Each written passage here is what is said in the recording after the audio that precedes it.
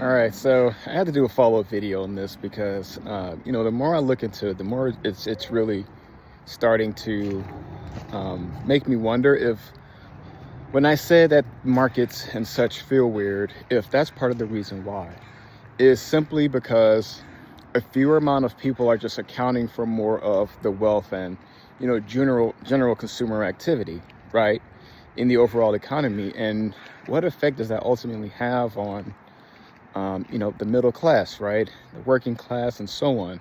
And then also just what begins to happen when even that top 10% starts to feel the squeeze, right?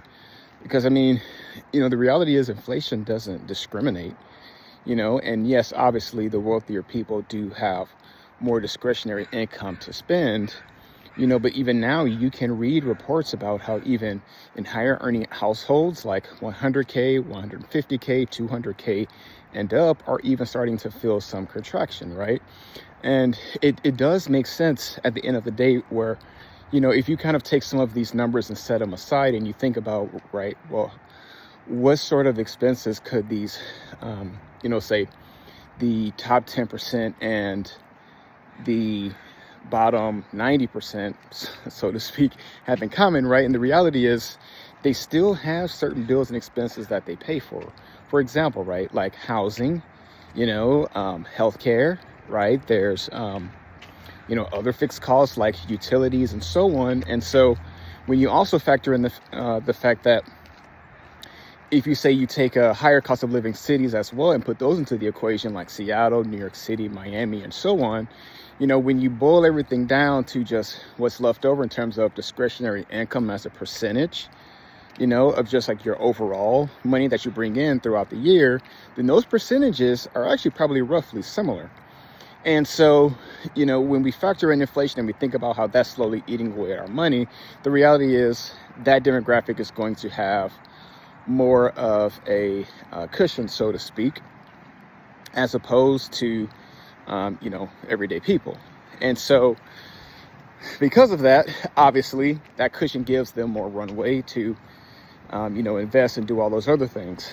And so if inflation begins to start to eat into, their incomes even more, and that same group also accounts for the majority of our spending, then what does that mean when those guys start to pull back?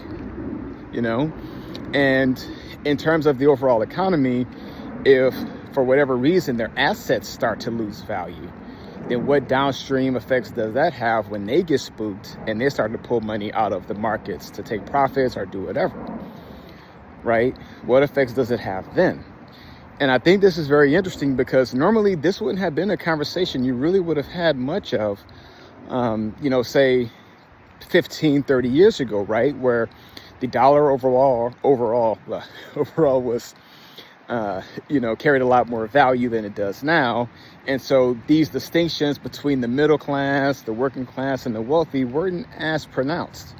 Whereas now, I think you start to feel it a lot more than you would have back then, right? To where now, like, you clearly have a good understanding of your quality of life and what it's like when you're, in the working class versus the middle, and when you're entering those upper middle class and wealthy areas, right? So it's very interesting to see how now I think those effects are starting to become more pronounced, and what that's ultimately going to, I guess you would say what impacts is ultimately going to have over the next 5, 10, 15 years, right? Like, what could we see? For example, if we look at the stock market overall, right? It's hitting all these new record highs and so on. And clearly people with the means to invest in the stock market are throwing in tons and tons and tons of cash, right? Likely coming from the people who can afford to do so, right? Whereas those who are less likely to afford to do so are probably taking more of that money and spending it on everyday goods and services, So what begins to happen if, say, for example, that stuff starts to break apart a bit? For example, like the AI stuff. What if it turns out that, hey, NVIDIA or, Broadcom or somebody made an announcement. They were like, hey, you know what? We're actually not making as much money as we thought we were. And then all of a sudden, there's this huge drawdown, right, and assets from people just selling off, trying to take their profits and so on.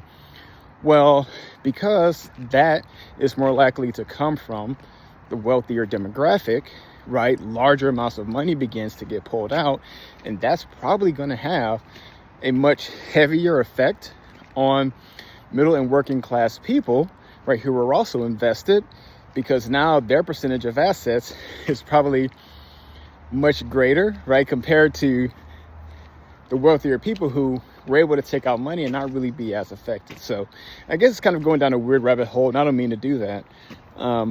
But yeah, it just makes me wonder if we could potentially be missing a piece of this equation in terms of the overall economy that will really begin to help bring the entire picture together, which is if fewer people are accounting for more of the economic activity, what begins to happen when fewer and fewer people,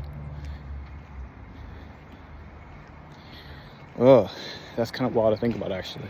But yeah, what begins to happen when fewer and fewer people are able to keep our economy going, so to speak, right? What do we do then? I don't know. What do you think?